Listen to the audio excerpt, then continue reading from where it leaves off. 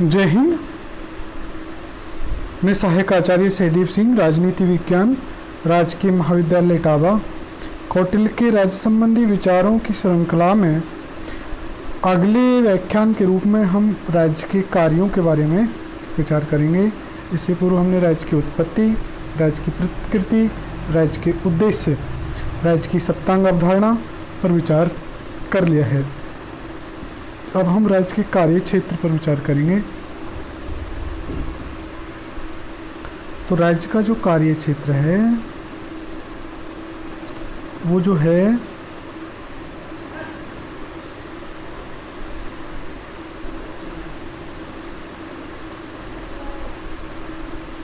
राज्य का कार्य क्षेत्र, कौटिल्य के राज्य के कार्य क्षेत्र की कुछ विशेषताएं हैं। जैसे कौटिल्य ने राज्य के उद्देश्य के अनुसार ही राज्य के कार्य स्वीकारे हैं और कार्यों की दृष्टि से राज्य के संपूर्ण उद्देश्य को 4 भागों में बांटा जा सकता है। कैसे? जैसे अप्राप्त की प्राप्ति, प्राप्त की हुई की रक्षा और रक्षित की वृद्धि और वृद्धि की हुई का सुपात्रों में वितरण। जिस प्रकार से राज्य का उद्देश्य था उसी के अनुरूप राज्य के कार्य हैं। तो प्राप्त की प्राप्ति, प्राप्त की हुई की रक्षा और रक्षित की वृद्धि और वृद्धि की हुई का पात्रानुसार वितरण, ये पहली विशेषता है। दूसरा है अर्थशास्त्र में राज्य के समस्त कार्यों का उल्लेख राजा और उसके अधिकारियों के कार्यों के रूप में किया गया है, राज्य के नाम से नहीं किया गया है। कौटिल्य ने राज्य के कार्य क्षेत्र को अत्यंत विस्तृत रूप में स्वीकारा है। राज्य सामाजिक, धार्मिक, नैतिक, आर्थिक सभी क्षेत्रों में कार्य करता है। अर्थशास्त्र में वर्णित राज्य के कार्यों से प्रकट होता है कि कौटिल्य ने राजतांत्रिक व राज व्यवस्था के प्रसंग में प्रजा हितकारी या प्रजा कल्याणकारी राज्य की धारणा को स्वीकारा है। जब हम राज्य के कार्यों को पढ़ेंगे तो ये विशेषताएं उसमें दिखाई देंगी, दृष्टिगोचर होंगी कि राज्य के कार्य कैसे हैं, राज्य के उद्देश्य के अनुरूप है। राज्य का उद्देश्य क्या है? अप्राप्त की प्राप्ति, प्राप्ति का रक्षा। देखिए, राज्य का उद्देश्य है अप्राप्त की प्राप्ति, प्राप्ति की हुई की रक्षा, रक्षित की वृद्धि और वृद्धि का पात्रानुसार वितरण। और जब हम कहें कि राज्य के कार्य कौटिल्य के अर्थशास्त्र में, तो राज्य नाम का उल्लेख नहीं है, बल्कि राजा और उसके अधिकारियों के जो कार्य हैं उन्हीं को राज्य के कार्य माना जाता है। और कौटिल्य के जो राज्य का कार्य क्षेत्र है वो अत्यंत विस्तृत है। सभी प्रकार की सामाजिक, धार्मिक, नैतिक, आर्थिक सभी कार्य राज्य के कार्य हैं। और राज्य के कार्यों से ये भी प्रकट होता है कि जो राजतांत्रिक राज व्यवस्था में प्रजा हितकारी या प्रजा कल्याणकारी राज्य की धारणा को स्वीकार किया गया है। यद्यपि इस बात में विद्वानों में विचार मतभेद है कि राज्य के कार्यों के विस्तार से तो ये प्रतीत होता है कि कौटिल्य का राज्य प्रजा हितकारी या कल्याणकारी था, परंतु आधुनिक अर्थ में जिस हिसाब से लोक कल्याणकारी राज्य हैं उस अर्थ में वो लोक कल्याणकारी राज्य नहीं कहा जा सकता। अब राज्य के कार्य क्या है? शांति एवं व्यवस्था की बनाए रखना। अब शांति और व्यवस्था को कैसे बनाए रखा जाएगा? तो शांति और व्यवस्था को बनाए रखने का कार्य राज्य का है। कैसे? कि समाज कंटक और अपराधियों को दंडित करके, ताकि समाज में किसी भी प्रकार की हिंसा ना हो, असंतोष ना फैले, अराजकता ना फैले, तो दंडित करके। और है गुप्तचरों की मदद। अब इसमें गुप्तचर क्या मदद करेंगे? तो गुप्तचरों का प्रमुख कार्य ये है कि जो प्रजा में छुपे हुए अपराधी हैं, राजद्रोही हैं, उनका पता लगाना, और इसके साथ ही उन लोगों का भी पता लगाना, उन सरकारी अधिकारियों को भी पता लगाना जो भ्रष्ट हैं, और उनका जब पता लगेगा तो उनको फिर दंडित करना। तो ये जो समाज कंटक व अपराधियों को दंडित करने का काम है, ये किसके माध्यम से किया जाता है? गुप्तचरों की मदद से किया है। गुप्तचरों का एक काम और राजा ने बताया है। गुप्तचरों का काम ये बताया है कि राजा के आचरण और नीतियों एवं कार्यों के बारे में प्रजा के मत, प्रजा के संतोष या असंतोष की जानकारी प्राप्त करना और राजा को सूचित करना। अगर प्रजा राजा के बारे में क्या मत रखती है, राजा के द्वारा लागू की गई नीति पॉलिसी का प्रजा के ऊपर कैसा प्रभाव पड़ा है, वो संतोषजनक है, असंतोषजनक है, वो गुप्तचरों के माध्यम से राजा को फीडबैक प्राप्त होता है। तो ये गुप्तचरों का काम है कि वो शांति व्यवस्था को बनाए रखना। तो शांति व्यवस्था कब बनेगी, जब समाज कंटक और अपराधियों को दंड मिलेगा। समाज कंटक और अपराधियों का पता कैसे चलेगा, गुप्तचरों के माध्यम से। और समाज में राजा की कैसी प्रतिष्ठा है, राजा की नीतियाँ कैसी हैं, ये भी गुप्तचरों का ही काम है। और दूसरा काम बताया समाज व्यवस्था की रक्षा करना। देखिए, समाज व्यवस्था की रक्षा कब होगी, जब वर्ण और आश्रम के धर्म को प्रजाजन में राजा के द्वारा लागू किया जाएगा। तो उसने राजा का कर्तव्य बताया है कि वो वर्ण एवं आश्रम के धर्मों को प्रजाजन में लागू करना चाहिए। तो इसका मतलब है कि धर्मों का पालन करने वालों को राज्य का कानूनी संरक्षण मिलना चाहिए और इन धर्मों की उपेक्षा करने वालों को या इनके विपरीत आचरण करने वालों को राज्य के द्वारा दंडित किया जाना चाहिए। तो राज्य को ऐसा प्रबंध करना चाहिए कि विभिन्न वर्णों एवं आश्रमों में परस्पर द्वेष या विरोध उत्पन्न ना हो, अपितु सहिष्णुता हो, सहयोग बना रहे। राज्य की साप्तांग स्वरूप की रक्षा। कौटिल्य ने राज्य के सप्तांग स्वरूप की राज्य को सावयव माना, जैसे अन्य विचारकों ने माना, मनु ने माना, शुक्र में माना, महाभारत में माना गया। तो उसी प्रकार से कौटिल्य ने भी माना। और राज्य रूपी शरीर की रक्षा वृद्धि के लिए ये जरूरी है कि सभी अंगों का संतुलित विकास हो, उनमें आवश्यक सहयोग और सामंजस्य भी बना रहे। ये यहाँ ध्यान देने योग्य है कि कौटिल्य ने इस राज्य की सातों प्रकृतियों में सर्वाधिक जो सर्वोच्च प्रकृति या सर्वोच्च शक्तिशाली माना, वो राजा को माना। और वो इसलिए माना कि राज्य की सर्वोच्च प्रकृति के रूप में राजा का ये प्रमुख कार्य है कि वो राज्य की अन्य 6 प्रकृतियों, कौन सी, जैसे अमात्य, जनपद, दुर्ग, कोष, दंड व मित्र में उचित तालमेल स्थापित करे और उन पर आने वाली विपदाओं के अंत का प्रयत्न करे, ताकि राजा के नेतृत्व में संपूर्ण सप्त प्रकृति राज्य आंतरिक व बाह्य क्षेत्र में शक्तिशाली बन सके। ये राजा का काम है। राज्य की बाह्य आक्रमण से रक्षा तथा विस्तार। राजा का बहुत महत्वपूर्ण प्रमुख काम है बाह्य आक्रमण से रक्षा एवं विस्तार। कैसे, इस संबंध में कौटिल्य यथार्थवादी नीति का पालन करता है। कैसे, कौटिल्य का जो अर्थशास्त्र लिखा गया है वो विजिगीषु राजा के लिखा गया है। विजिगीषु राजा का मतलब है जीतने की इच्छा करने वाला राजा, यानी अपने राज्य के विस्तार की इच्छा करने वाला राजा। परंतु कौटिल्य ने कहा है कि अपनी सुरक्षा की समुचित व्यवस्था के बाद राज्य को अपने विस्तार पर ध्यान देना चाहिए। यानी राज्य को अपने विस्तार की तब सोचनी चाहिए जब वो अपनी सुरक्षा की दृष्टि से आत्मनिर्भर हो। अब इसके लिए आगे उसने क्या बताया, उसने मंडल सिद्धांत दिया, हम आगे विस्तार से पढ़ेंगे। मंडल सिद्धांत उसके परराष्ट्र संबंधों के संचालन की दृष्टि से मंडल सिद्धांत है।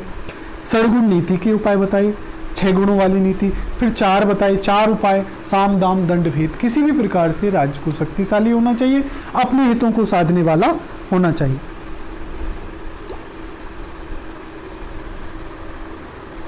अब है राज्य के न्याय संबंधी कार्य, क्योंकि राज्य का खुद का जो कौटिल्य के राज्य की उत्पत्ति में हमने पढ़ा था कि वो मत्स्य न्याय को अंत करने के लिए राज्य का निर्माण हुआ।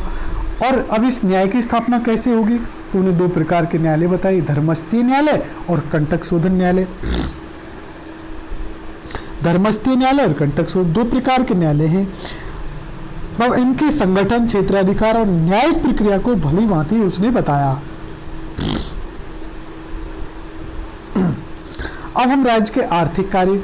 अब राज्य का सबसे पहला एक राज्य कौटिल्य अर्थशास्त्रीय संप्रदाय से संबंधित ज़्यादा विचारक हैं और उन्होंने अर्थ को ज़्यादा महत्व दिया है और बाकी सबसे। तो राज्य की समस्त, क्योंकि राज्य के समस्त कार्यों का प्रबंध अर्थ से ही होगा, तो उन्होंने कहा कि राज्य की समस्त आर्थिक गतिविधियों का आधार एवं केंद्र राजकोष है। राज्य की सैन्य शक्ति की रक्षा एवं वृद्धि कोष पर निर्भर है। कोष की मदद से ही एक आई विपदाओं का मुकाबला किया जा सकता है। प्रजा कल्याण के कार्य बिना कोष के नहीं किए जा सकते। इस दृष्टि से उसने सन्निहर्ता, समाहर्ता, अक्षपटलाध्यक्ष नामक तीनों अधिकारियों के कार्यों एवं दायित्वों का महत्व भी बताया है। ये कोष से संबंधित अधिकारी हैं। उन्हें कृषि संबंधी कार्य बताए। अब कृषि संबंधी कार्य क्या है? कृषि राज्य की समृद्धि और शक्ति का आधार माना जाता है। कौटिल्य ने कृषि एवं किसानों के हित में वृद्धि के लिए राज्य को अनेक कार्य सौंपे, जैसे सिंचाई के लिए कुओं का निर्माण, जैसे तालाबों, नहरों, बांधों का निर्माण करना, किसानों को सस्ते दामों पर बीज दिलाना, बीज व पशुओं की खरीद के लिए ऋण देना। कृषि उत्पादन में किसी भी प्रकार की बाधा को कौटिल्य ने उचित नहीं माना। तो ये जो आधुनिक काल में है, वैसे ही कार्य उस समय भी कौटिल्य ने कृषकों के लिए कृषि कार्य राज्य के सुझाए। कृषि के विभाग का प्रधान अधिकारी शीताध्यक्ष होता था, जिसकी देखरेख में संपूर्ण राज्य के कृषि उत्थान के कार्य किए जाते थे। अब अगला कार्य उसने बताया पशुधन की रक्षा एवं वृद्धि संबंधी कार्य। राज्य मूलतः कृषि प्रधान अर्थव्यवस्था व सामंत अर्थशास्त्र जो है मूलतः कृषि प्रधान अर्थव्यवस्था और सामंत युग का ग्रंथ है, जिसमें कृषि कार्य व सैन्य कार्य हेतु पशुधन का विशेष महत्व था। अर्थशास्त्र के अनुसार कृषि एवं ग्रामीण जीवन से संबंधित पशुओं की रक्षा एवं वृद्धि की देखरेख के लिए गो अध्यक्ष होता था और इन पशुओं के लिए चारागाह का प्रबंध विविधता अध्यक्ष करता था। सैन्य कार्यों के लिए उपयोगी अश्वों और हाथियों की देखरेख की जिम्मेदारी अश्वाध्यक्ष और हस्ताध्यक्ष की होती थी। यही पशुओं की बीमारी से रक्षा करने के लिए चिकित्सा का प्रबंध था। उपयोगी पशुओं की हिंसा पर प्रतिबंध था। इस प्रकार की पशुओं की रक्षा और वृद्धि के कार्य थे। राज्य के व्यापार संबंधी कार्य भी बहुत महत्वपूर्ण थे। कौटिल्य ने व्यापार को मूलतः निजी क्षेत्र का विषय माना, उस पर राज्य के नियंत्रण की व्यवस्था को स्वीकारा, किंतु कुछ क्षेत्रों में राज्य स्वयं भी प्रत्यक्ष रूप से व्यापार संबंधी कार्य करता है। खानों पर राज्य का स्वामित्व स्वीकारा गया है। राज्य विशिष्ट उपयोगी वस्तुओं के उत्पादन हेतु कारखानों का भी संचालन कर सकता है। कौटिल्य ने सेना और राजभृत्यों की आवश्यकताओं की पूर्ति के बाद इन कारखानों से बचे हुए उत्पादन को राज्य द्वारा प्रजा में बेचने की व्यवस्था को स्वीकारा है। आगे राज्य के प्रजा कल्याणकारी कार्य भी कौटिल्य ने बताए। सबसे महत्वपूर्ण कार्य स्वास्थ्य संबंधी कार्य। अर्थशास्त्र ने ग्रामीण जनसंख्या के स्वास्थ्य की रक्षा एवं वृद्धि हेतु राज्य के कार्यों का उल्लेख किया है। राज्य ग्रामीण जनों के स्वास्थ्य की वृद्धि के लिए अखाड़ों, व्यायामशालाओं की स्थापना करता है। बीमारियों से उनकी रक्षा हेतु औषधालयों की स्थापना करता है। वैद्यों की नियुक्ति करता है। प्रजाजन में तेजी से फैलती महामारी की रोकथाम के लिए राज्य वैद्यों के अलावा तंत्र मंत्र का भी सहारा लेता है और इस कार्य पर शांत प्रकृति के ऐसे व्यक्तियों को नियुक्त करता है जो सामान्य जन को सांत्वना दे सकें। अग्नि एवं बाढ़ से रक्षा। कौटिल्य ने विशेषकर गर्मी की ऋतु में अग्नि दुर्घटनाओं की संभावनाओं को स्वीकारा और इस बारे में स्थानीय प्रशासन का दायित्व है कि वे प्रजाजन से ऐसी सावधानियों का पालन कराएं जो अग्नि दुर्घटनाओं को सीमित करने में मददगार हों। इसके अलावा स्थानीय प्रशासन को उन सभी साधनों व सामग्रियों की पूर्व व्यवस्था भी करनी चाहिए जो अग्निशमन के लिए आवश्यक हों। ये आज के कल्याणकारी राज्य के भी यही कार्य होते हैं। शिक्षा एवं नैतिकता संबंधी कार्य भी है। दुर्भिक्ष से प्रजाजन की रक्षा। कौटिल्य का मत है राज्य को अपना अन्न भंडार अत्यंत बड़ा बनाना चाहिए। दुर्भिक्ष से पीड़ित प्रजा को दुर्ग, पुल, सड़क आदि के निर्माण में लगाकर उसे भृति के रूप में अन्न देना चाहिए। जो व्यक्ति श्रम करने में असमर्थ हों उन्हें भी अन्न देना चाहिए। दुर्भिक्ष से पीड़ित प्रजाजन को राज्य के अन्य संपन्न इलाकों में भी भेजा जा सकता है। यदि आवश्यक हो तो राजा को दुर्भिक्ष में भी आपदा का मुकाबला करने के लिए मित्र राजा से अन्न अथवा धन की मदद लेनी चाहिए। और शिक्षा एवं नैतिकता संबंधी कार्य। शिक्षा को निजी क्षेत्र का विषय थी उस समय और शिक्षा का आधार वर्णाश्रम की मर्यादा थी। प्राय शिक्षा के प्रसार का कार्य मंदिरों के माध्यम से किया जाता था। इस प्रकार शिक्षा के क्षेत्र में राज्य की प्रत्यक्ष भूमिका सीमित थी, किंतु राज्य शिक्षा के प्रसार को प्रोत्साहन देता था। कौटिल्य के अनुसार राज्य को शिक्षा संस्थाओं की दान के द्वारा मदद करनी चाहिए। मेधावी छात्रों को छात्रवृत्ति देनी चाहिए। और शिक्षा का प्रमुख कार्य, राज्य का प्रमुख कार्य प्रजाजन में नैतिक मूल्यों की स्थापना एवं रक्षा करना भी है। समाज में नैतिकता का प्रमुख आधार वर्ण एवं आश्रम की व्यवस्था को स्वीकारा जाता था। इस प्रसंग में राज्य का प्रमुख दायित्व स्वीकारा गया कि प्रजाजन के स्वधर्म का पालन कराए। हानिकारक जंतुओं से कृषि की रक्षा। अर्थशास्त्र के में विभिन्न पक्षियों, चूहों, टिड्डी दल, कीड़ों से कृषि को होने वाले हानि का उल्लेख करते हुए राजा का ये दायित्व बताया गया है कि वे इन हानिकारक जंतुओं से कृषि की रक्षा करें। अगला उसने बताया कि हिंसक पशुओं से रक्षा। कौटिल्य हिंसक जंगली पशुओं एवं खतरनाक जलचरों से उत्पन्न प्रजा के भय एवं हानि की रोकथाम के लिए स्थानीय प्रशासन को इनके वध के विभिन्न उपायों का निर्देश भी दिया है। प्रजा के धर्म व संस्कृति की रक्षा और असहायों की रक्षा, निर्धनों की मदद, इस प्रकार के कार्य उसने बताए हैं। ये था राज्य का कार्य क्षेत्र। तो राज्य का कार्य क्षेत्र क्या क्या है, एक बार हम फिर संक्षिप्त में विचार कर लेते हैं।